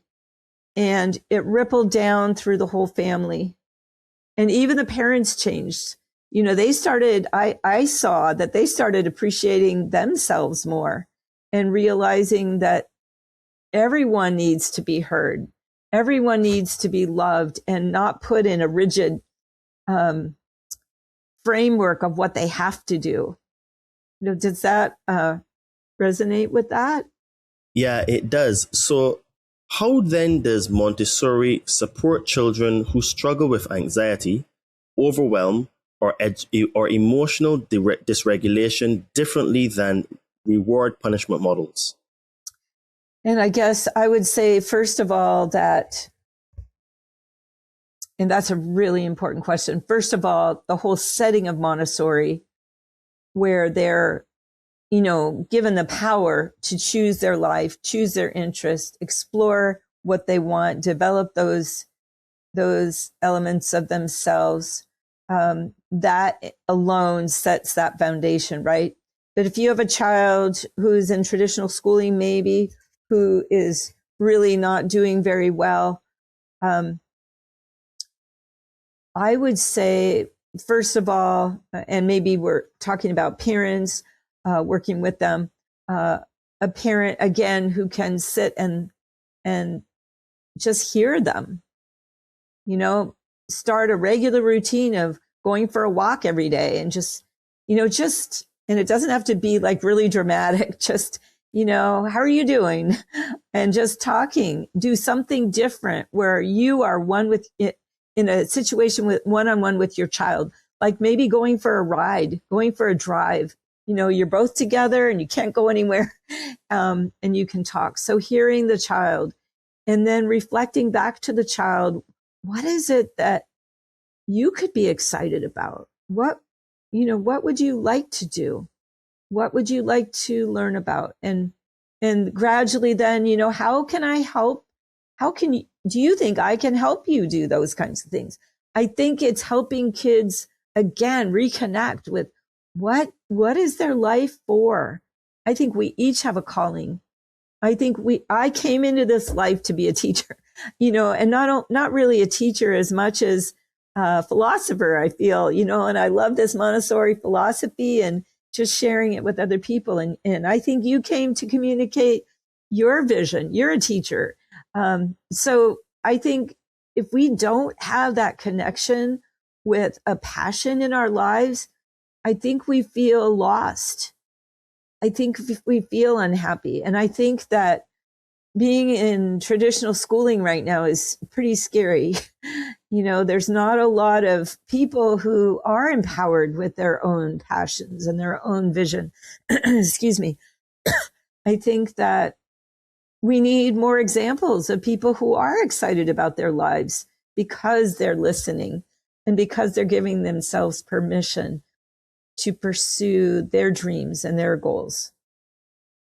I agree. And I find that in today's world, it is shifting to about finding your passion, because what is happening right now is that I am seeing a shift in people. For example, they have very good paying jobs, but are absolutely fed up with what they're doing, even though the model has told us, go to school, get a good job, make loads of money, get a nice flat, get children, XYZ, big mortgage. But people are not doing their purpose. And like you are right, like for me, I found my purpose. I was fortunate where I went through a process, I found my purpose. And according to the Japanese model, the ikigai, which is what I do with the podcasting and the coaching, is my ikigai, because they're actually who I am. I mean, I wear two different hats, but what's happened is that they've become one because it is who I am. I had as a child, I used to play so many different sports. I had so many different experiences that I have so many different interests. And for me, having these conversations is a passion of mine. I get it every day when I can have a conversation and look forward. I never, ever, ever, ever think, I'm going to talk to Teresa today. What I mean? Let's prepare for this. I'm like, so wonderful. Just preparing for the questions alone makes me excited. So, I always encourage people to try to find their passion and their purpose in life, because, when you do that, it means then that you actually, like you were saying earlier in this conversation, you actually do it with more zeal. You do it with more vigor. You feel happier to do it, even if, you may not be getting paid loads for it, but you're happier doing it, right? Which is important. And then with time, the finances come and all those other things, So exactly. And may I say one other thing? I love what you said. And I think that you may not be sure what it is, but like, you started out in engineering and that led you, maybe it refined your sense of, vision or something, and just doing what structure. You can do, and structure, and but just to do what you find at the time, do what you can get excited about in all your physical work and physical activity. I think one thing builds on another, and they all help us strengthen different parts of us. But I think listening will lead us there. You know, sometimes I do a lot of work at home and I'm working at my desk, and sometimes I think, wow, my body just has to get out of here. I have to go run or walk or climb. And I realize that we just have a lot of different needs. So anyway, thank you. Sure. So for parents listening right now, what is the single most powerful change they can make in their home this week? I think the first thing is they have to sit down and listen to themselves, and maybe take out a pen and some paper and tune in, because it could be different for different people. But listening to themselves, how can I get closer to my children? And, you know, some people are really close to their children. Some people have great relationships and do listen and have that element. Some people may need to declutter their household. Somebody may need to use more positive words. I think probably becoming present and decluttering your house is probably the two most important things to start with if you're wanting to bring Montessori into your home. And I think becoming present with yourself and with your child, getting that observation book, starting to write down your questions. Write down your questions for yourself, about yourself, and about your child. Do I know what my child needs? Do I know my child's likes and dislikes? And my book does talk a lot about that. I have templates in there for you to observe yourself and your child. But decluttering your home is a big one for a lot of Americans, especially, I think. Okay, so we can talk a little bit about masculine leadership, legacy, and the future. So what role do fathers and masculine leadership in the home play in creating emotional, secure, resilient children through Montessori practices? You make the most amazing questions, Todd. First of all, I understand that your father gives you your identity, or can contribute to your confidence and your identity.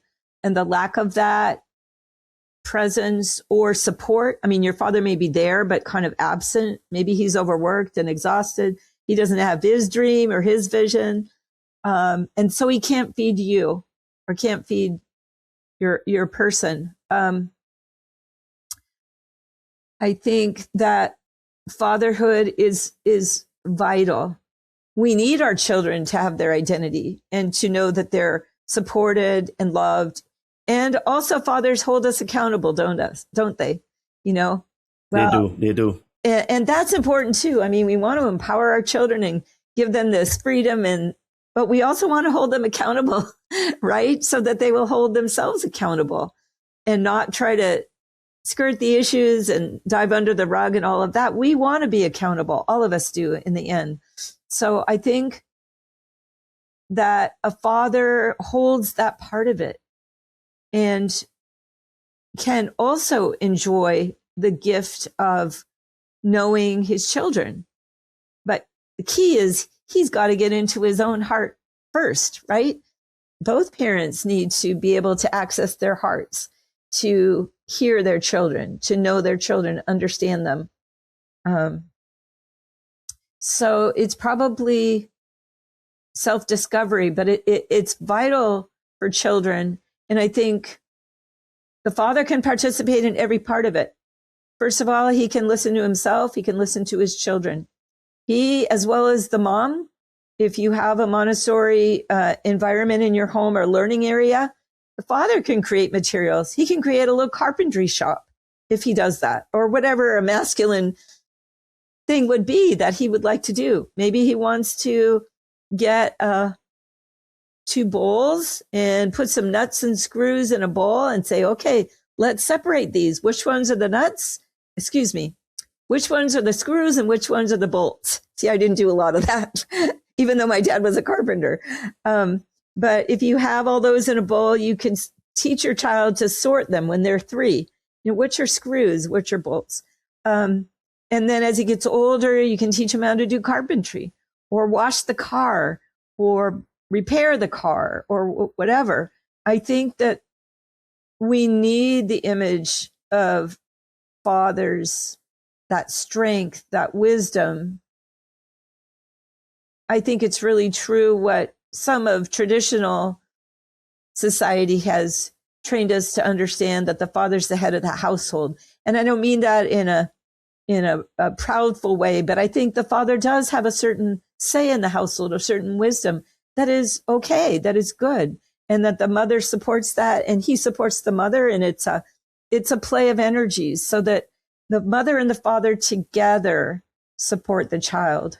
There isn't one that's in charge and one that's subservient, that the mother and father support each other in all of their roles, and they do what they need to do to keep things rolling and fulfilled. I think the father is crucial. I agree as well. And I actually lean deeper into that idea, where I think that the problem that we have in our society today is the lack of male presence in the household. And I lean into that even more and say that the father figure, because you can have a stepfather or an uncle that fills that role, is much more important in a child's life than they want to give credit to. And I think that after the age of 7 is crucial for the development of a child, because that is when the child starts to come into its own. And the masculine guidance is paramount for children, especially in adolescence, because this part is going to be a bit crude, but it has to come home. The father keeps the girl off the pole, and the father keeps the guy from off the street, right?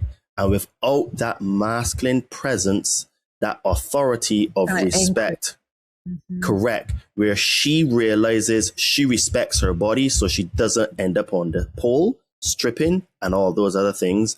And the boy learns also respect, but because he's seeing his father take care of his family, he sees, okay, this is how I need to do when I become a father as well. I take care of the family.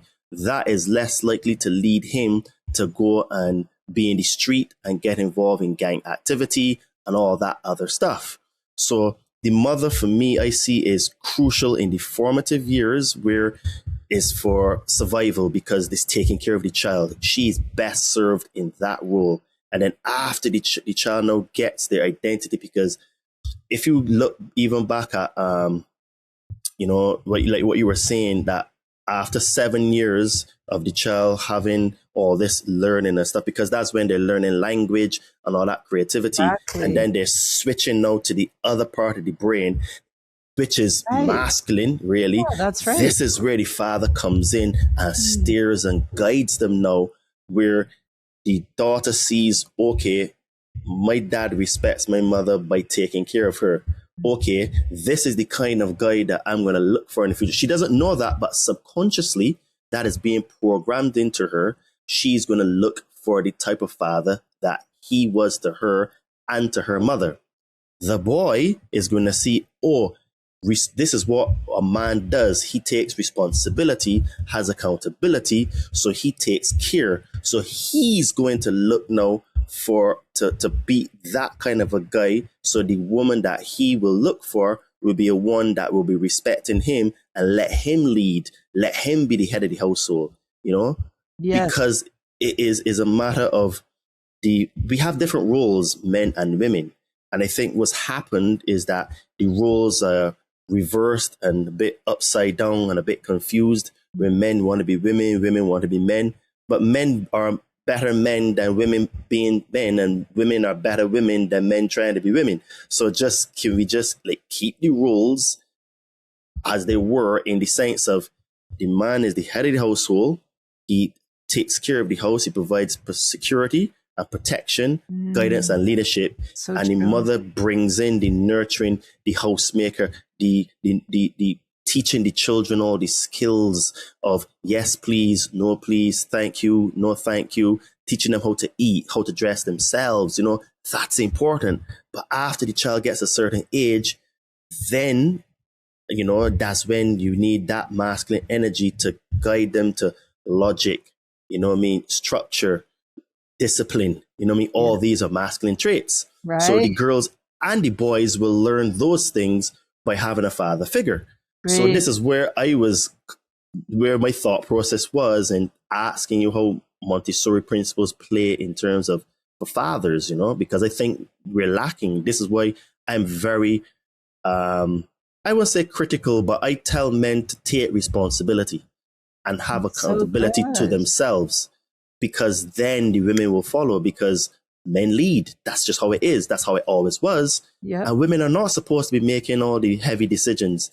Let them do what they do best. Let us do what we do best, So that was my thinking for it. I love it. I love it, Todd. I love it. And I think Montessori supports all of that. And I think that the biggest thing is, well, I love your idea that each has roles to play. I love that. And I support that as well. And I think that the harmony between the two, respecting each of the roles is huge, and for the mom to realize, to support the dad to support the mom, it just creates a circle of happiness, creates a circle of success. And when people are fighting it or disgruntled, it's like a block in the flow, and things can't flow. And our children are the issue of that flow, right? They're the fish that come into the stream, right? And if we have a flowing stream, then they're going to experience it and be victorious themselves. So I love what you said. I love how you said that. I'm going to go back and listen to this again. Yeah, because I am seeing in my own development, like the importance of being a man. And I think that one of the things that's happened right now is that men have not been allowed to be men. Mm-hmm. And Agreed. I mean, for various reasons, which we won't go on here, but I am very pro masculine energy, but in the sense of men working on themselves, reading books, going to the gym, getting in shape, having a responsibility, honoring your word, basically stepping up to the plate, right? Because I think that, because you see what happens is that in men-to-men relationships, we operate off of respect. And how that is that we understand hierarchy very well. So what happens is that when men are with men, we end up creating, how should I put it? There's an understanding that, well, this person is better at this thing, so he'll do that instead, right? So how my brain works is that I see how that structure works. But then now what's happened is that today we have been deprogrammed to think like that. So men don't take accountability. There's no responsibility. We have a lot of single parents. So the taking out of the man causes destabilization. So I am very much destabilization. That's a perfect word for it. So I try to say to men, look, take responsibility for the things that are in your life, your health, your mental health, your physical health. If you have children, be there as a father, not just spend money, but you spend time with them, right? And I try to say to men, look, yes, we have a different way of thinking, but children still need our love and our guidance. So what we need to do is be involved in their lives. So, I see that, men have a very important role, but our society today tries to trick us that we don't have an important role. So some men just obfuscate their responsibility. And I'm saying, no, the more men take responsibility, the better our society becomes, because that's our jobs, to take responsibility, do the hard work. We're built for it, So great. And I think that Montessori supports all of that. Marie Montessori didn't talk specifically about mothers and fathers too much that I know of, but I think the teaching applied to each of the parents in their particular role is fully supportive of that idea. And again, you know, there are books being written right now about becoming a Montessori adult, where you listen to yourself and go back and find out all the things we're talking about. What are my interests? What am I all about? Who am I? And I think that if fathers do what you're recommending and take responsibility, they'll have more self-esteem, greater happiness, feel more successful, and definitely impact our society. First of all, their children have successful children because their fathers are there. And then they will impact society. They'll impact all of their friends, all the people around them, and gradually more and more people will impact a new way of life. Couldn't agree more. So how does respecting a child's autonomy actually strengthen authority rather than weaken it? Strengthen authority, for their respective authority or authority within themselves? Which do you mean? Okay, so how does respecting a child's autonomy actually strengthen authority rather than weaken it? Their sense of authority for others, maybe. Yes. I think again, it just keeps circling back. If we know who we are because we've been given the opportunity to develop our skills and so our identity, you know, if I love to sing and I've been given a lot of opportunity to sing, and my parents have helped me get singing lessons, and I'm performing and I'm writing songs, and, you know, who knows what, I'll have a lot of identity and a lot of confidence. And I think, if it's respected in the right way, and that respect is, goes both ways, like we've talked about, so the parents are also respected, then I think that children will naturally want to respect authority. They'll want to respect it because they're satisfied, they're fulfilled.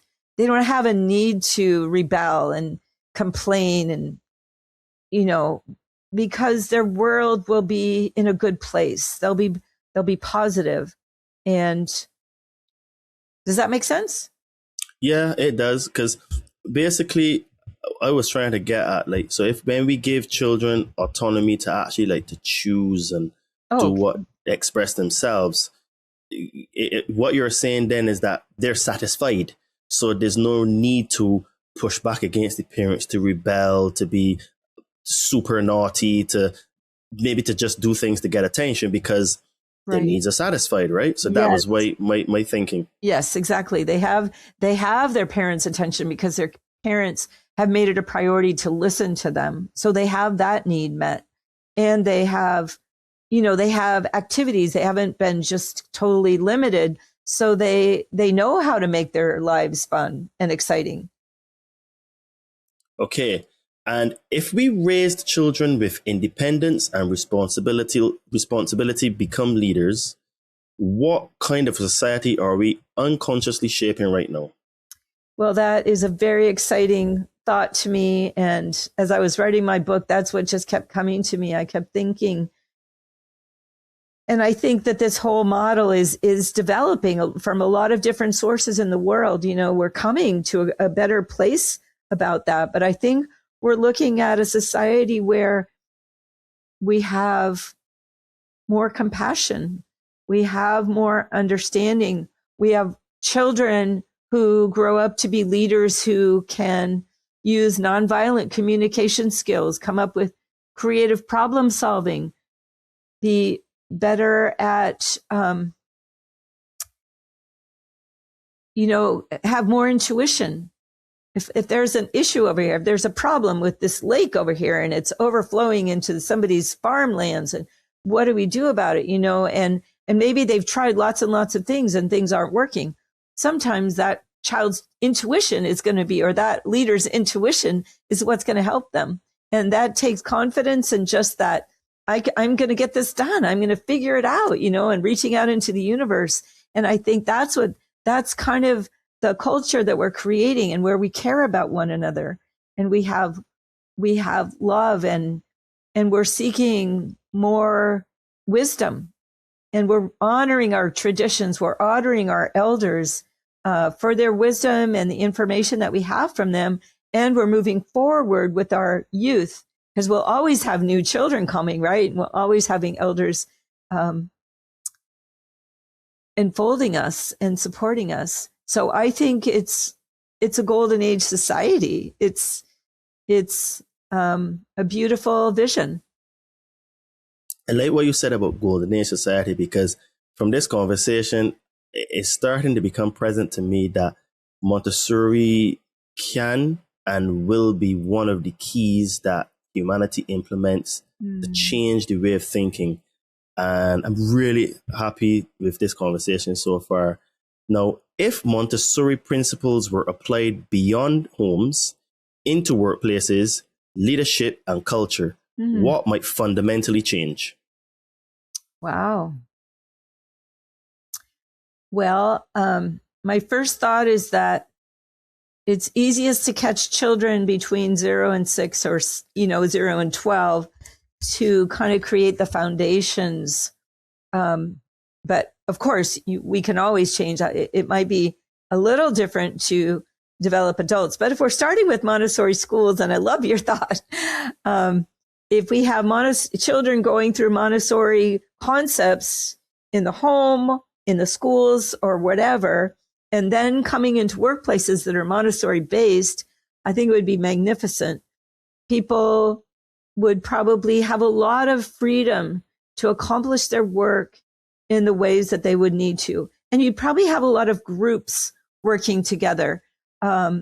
So depending on, what the company or the organization does, you'd probably have groups that are focusing on one particular concept at a time, whether it's an issue in society or it's creating security online or whatever it is.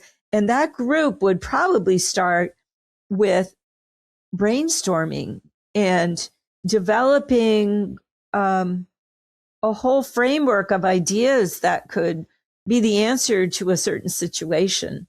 I mean, that's where I could start. I think people would probably collaborate on when do we need to be presently working, or could we work at home all the time, or, and I think there'd be more autonomy for people to choose their own design. Or right now, I know like Amazon is having all their people come back to work and things like that, which I think is very problematic for a lot of people who now have been home for 5 years, right? Suddenly have to be in the office again, can't make any of those choices themselves. I think it's very limiting and frustrating.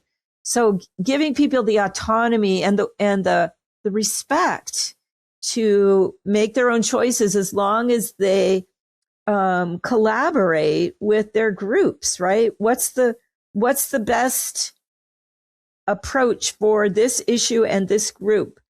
If it's a physical thing they're building, of course you have to be together. But if it's not, maybe they can make choices. So I think that's one of the biggest things. And I think also even in the workplace, the camaraderie and the compassion for each person would be greater.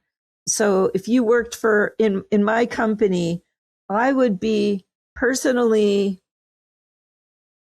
aware of you and wanting you to be happy and productive and feel productive in your environment, So I think that's a great question, that what would the world look like if companies focused on Montessori principles?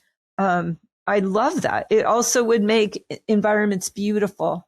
I think that work environments, like for myself, I've actually, writing my book, I discovered how much right brain I have in me. I didn't really know it, but I just love beauty. I love beautiful pastel colors and flowers. And so I'm kind of transforming my work environment so that there's a lot more pink in my environment. And I actually do a better job when the tools I use, my binders or papers or whatever, have a little bit of beautiful elements. And so I think realizing that's true for a lot of people, and maybe most people don't even know it, that they need beauty as well. and nature and things like that, that we can transform our work environments to kind of nurture our souls, with other people, with maybe music, if there's, a way that music can help learning and concentrating. So I think that it's really unlimited where it can go. And I think that our children will become our leaders, and our leaders will have a compassion rather than a desire to control, and that there will be a lot of good that can come from that. So I know I went on and on, but that was a wonderful question. Okay. Now, when you look at the world your grandchildren are growing into, what gives you the most concern and what gives you the most hope? That's a really great question. And it really does concern me a lot. It's pretty scary to think about, the influences. And I think the influences of the mindsets of people around my children, in just many ways, they feel limited. They don't feel the people around them. I don't see spirituality. I don't necessarily see a lot of, let me see, I got to get words for all this. What gives me hope is my own opportunity to share with them about spirituality, about their spirituality, and about the Montessori teachings. I see that Montessori is a huge hope. I see that my grandchildren perceive things with me that are just striking to me, and that my children have embodied some of that, and or a lot of that, and they're sharing it with their children, as well as me being able to share with them. Just respect and the knowledge about nature is huge. They take them out into nature. I think that there are elements of our society that are embracing a lot of different things. We're finding out about the right brain. We're finding out about nature and movement and music and science and culture. And we're providing these to our grandchildren, to my grandchildren, and to our children. I think the lack of spirituality is probably one of my greatest concerns for my grandchildren. Just growing up in a world where there isn't a lot of awareness of whether you call it the universal presence or Jesus or whatever you call it, Buddha or Krishna, whatever it is. I think that there is deep value in ritual and the magnificence of the scriptures of all different world religions, and I honor them. And I think there is value in following those and embodying those. And I don't see that very much in our world, where it's more of a mechanical kind of approach or an atheistic approach. And that is probably my biggest concern. So my biggest hope is probably Montessori and the spiritual movements that are out there. Okay, so let's get you on this one. What truth about children, development, or human potential do you wish every parent understood before it was too late? Thank you so much. I think that every child is born with unlimited potential, and that we have a limited amount of time to approach them with that respect and love. We have a certain amount of time to educate ourselves, and that doesn't necessarily mean with degrees. It means our mindset, like you were saying, Todd. We do have a limited amount of time to figure out, where's my head? What is my mindset? What is my psychology? What are my issues? And what do I need, so kind of identifying where I am. Where do I want to be to give my child everything we've talked about? Our children can be like the Renaissance people, the Renaissance man, if they want to be learning so many different kinds of skills. And it's only really us that, or I should say, not only us, but they can become themselves no matter where they are. But we can nurture that. We can clear the way of our own obstacles. We can look and try to identify their obstacles. What are the obstacles in their way? Maybe what kind of issues maybe they were born with, even like irritation or anger, or maybe they're ADHD or whatever. How can we help work with that so that they have a better chance at achieving their potential? And as a parent, I was ferocious about finding alternative help if I found a challenge in my children. Like once my daughter was turning 4, and she was in a Montessori classroom, and she wasn't really retaining the sounds of her letters, and she was not communicating really well, and she mispronounced some words. So I didn't think about it too much. I thought, well, she's just a child. But then I saw her becoming a little more disconnected and a little more like almost pulling back. She wasn't really interacting with people as much. And I didn't really think about it too much, but I did observe it. I think it was more subconsciously. But then one day I saw an ad about having free vision screening for children. So I could take them into this vision screening office, and they would have their eyes tested, and I could find out if they were okay visually or if they needed to be seen. So I thought that was really important. So I took them all in, and at this screening, there was another person there who was from an alternative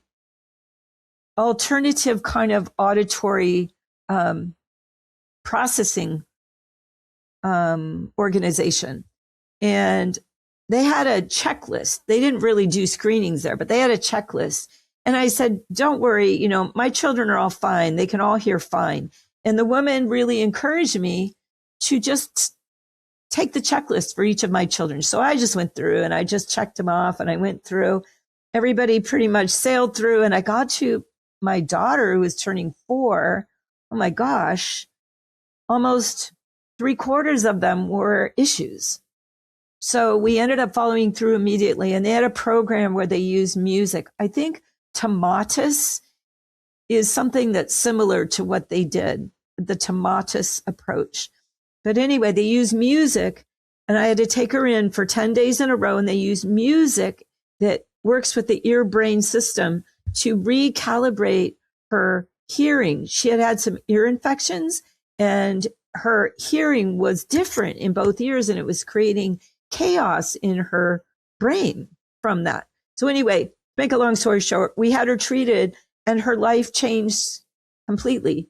She came out, she started pronouncing words properly, she started reading, and she developed wonderfully from there. But I wonder what would have happened if we hadn't done that. So I just say, observe your children, get their senses checked, and follow through on leads that you have. Okay. Wow, Teresa, this has been an awesome conversation, and I absolutely enjoyed it. And I think we've offered great value today for all the listeners. I think that this episode will be listened to over quite a few times, to be honest. At least I know for sure I'm going to listen to it a few times, because some of the things you've shared are absolutely mind-blowing and very insightful. So with that being said, please tell the lovely folks at the Conscious Man 7 where they can find you, if you offer any sort of like teaching or coaching, where tell us the name of your book, where to find it, and all of that good stuff. Well, thank you so much, Todd. And first of all, I just want to say I have thoroughly enjoyed this. And one more thing I have to say before I go on, there is one organization I want to talk about related to what I just talked about. if you have a child has any kind of neurological issues going on, I've worked a lot with my students with something called Handle, HANDLE.org. If you have children with dyslexia or ADHD or anything like that, or even people with strokes, they use really simple exercises to reprogram the brain and to take the stress off the brain. And it's so easy and simple, and it can change things amazingly. So I just wanted to say that. So again, my name is Teresa Angeles. My book is called The Montessori Home and Beyond. My website, and that's available on Amazon and Ingram Spark. My website is the MontessoriFamilies.org. My Instagram is Nurturing Your Child's Heart, and there's no apostrophe on child's. It's just Nurturing Your Child's Heart without an apostrophe. And I have several podcasts that I've done, one TV show, and I have those listed on my website, and I'm in Instagram Linktree. Would love to hear from any of you. And thank you so much for having me. I have so much respect for you, Todd, and your own personal story and all that you've shared and how you've given me the opportunity to share. So thank you again. Thank you. And yes, it was a very interesting conversation. And I knew from the moment that we had spoken that I wanted to talk to you on the show because, like I said, I want to have a family in the future. And there's no way I'm putting my kids through public indoctrination camps. And when you to explain more about what Montessori was, I was like, okay, I need to learn more about this for myself and to share with my listeners, because I know that the majority of my listeners feel the exact same way about how I feel about schools, and probably refer to them as public indoctrination camps as well.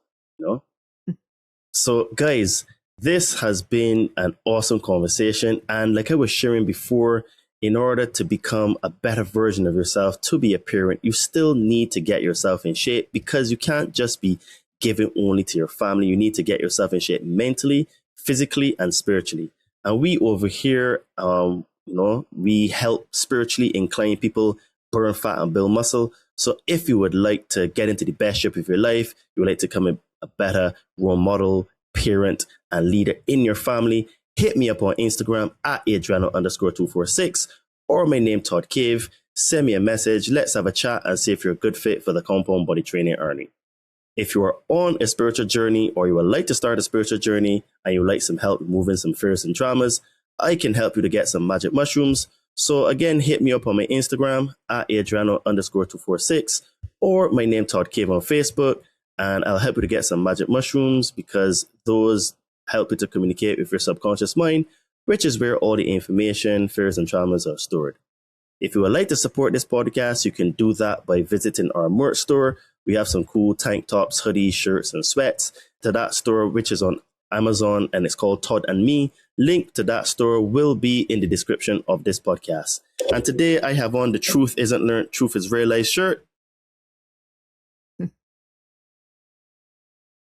So if you would like to support this podcast, get yourself a cool shirt and join the Conscious Man 7 family, because we are everywhere now. So go there and represent, and your purchases help this operation to keep going. It helps us with things like editing and spending some time to get some cool guests on, like Teresa.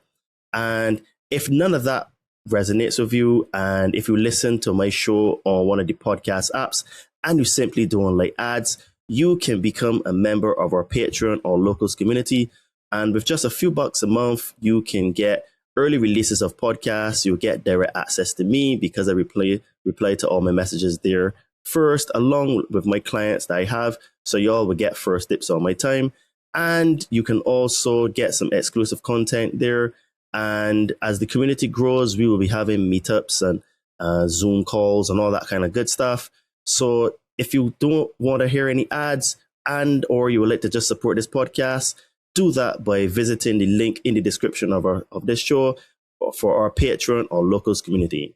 And lastly, if you would like to also support our show and none of that works out, but you want to get yourself some cool orgonite, visit or sponsor the Kembo at thekembo.com and get yourself some cool orgonite pyramids, tower busters, or jewelry and combat those nasty EMFs. And you will help with pushing back against the nasty chemtrails that they spray in our air today. And you will also find that your home will be a lot more peaceful. And if, by the way, you have any pets in your house, I can tell you that orgonite will definitely give your house a much calmer vibe, and you'll see a difference in behavior in your pets.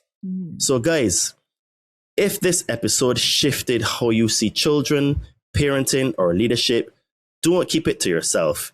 Give it a like, leave a comment, and share it with someone who cares about the future. These conversations don't just educate, they shape generations. You'll find the links to everything Teresa in the description below. Make sure you subscribe, as that will help the channel to grow. Teresa, thanks for being a guest on the Conscious Man 7 podcast. It was a really awesome conversation. I agree. And thank you so much.